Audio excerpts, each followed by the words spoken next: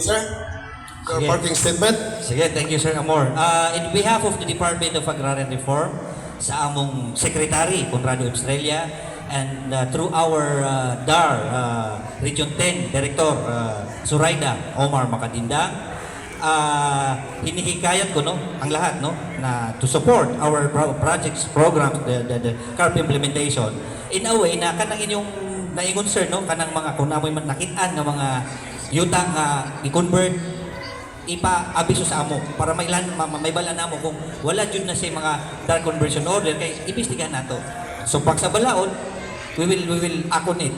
Tama yung sinabi ni sir na nauubos na yung ating mga land holdings, agricultural land holdings.